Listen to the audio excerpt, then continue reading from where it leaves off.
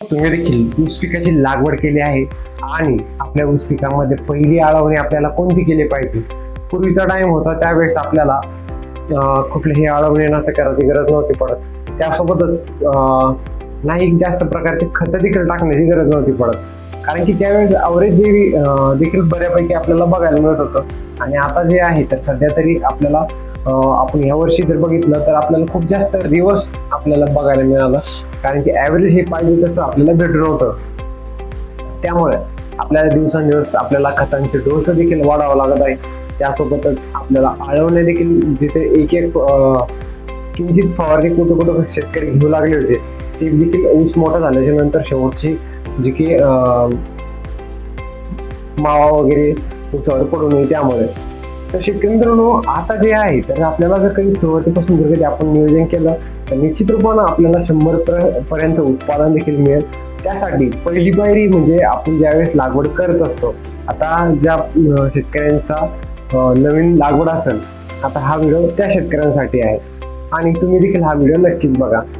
तर शेतकरी मित्रांनो, ज्यावेळेस आपला ऊस पिकाची लागवड करून आपण 27 ते 28 दिवस झाले पूर्ण झालेले असतात, तर अशा वेळेला आपण पहिली आळवणी घेतली पाहिजे, ज्यामध्ये प्रामुख्याने आपल्याला जे पहिले घ्यायचं आहे तर ते म्हणजे आपल्याला NPK बॅक्टेरिया, आपली जिथे NPK बॅक्टेरिया इथे घ्यायचे आहे.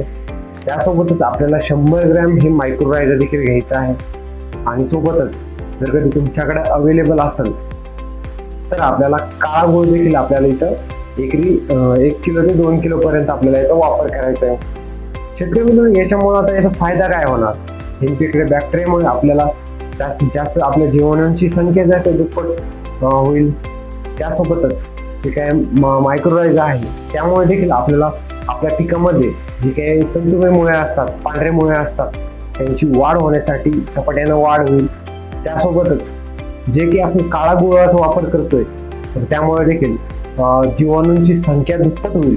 त्यासोबतच ज्या जीवाणू आपल्या पिकामध्ये आहेत तर त्यांची देखील त्यांना खाद्य म्हणून अन्नद्रव्य पोहोचवण्यासाठी देखील काळा गुळ हे उत्तम कामगिरी करत असतात. बरेच शेतकरी काय करतात, स्लरी देखील तयार करतात आणि स्लरी देखील आपल्याला खूप जास्त फायदेशीर ही ऊस पिकामध्ये ठरू शकते. मित्रांनो, स्लरी कशी तयार करायची याविषयी आपण डिटेल व्हिडिओ नेक्स्ट व्हिडिओमध्ये नक्कीच घेऊन येऊ. त्यासाठी या चॅनलला सबस्क्राईब मात्र नक्कीच करा, जेणेकरून काय ऊस पिकासंबंधित असे व्हिडिओ तुमच्यापर्यंत वेळेत नक्कीच पोहोचेल आणि त्यातूनच आपला निश्चित रूपानं फायदा देखील हा नक्की होऊ शकतो. बाकी शेतकरी मित्रांनो, ही माहिती तुम्हाला आवडली असेल तर या चॅनलला सबस्क्राईब करा आणि हा व्हिडिओ जास्तीत जास्त आपल्या ऊस उत्पादक शेतकऱ्यांपर्यंत देखील नक्की पोहोचवा. ज्यांची लागवड आता केली असेल त्या शेतकऱ्यांपर्यंत नक्कीच पोहोचवा. कदाचित तुमच्यामुळे त्यांचा देखील फायदा हा नक्की होऊ शकतो.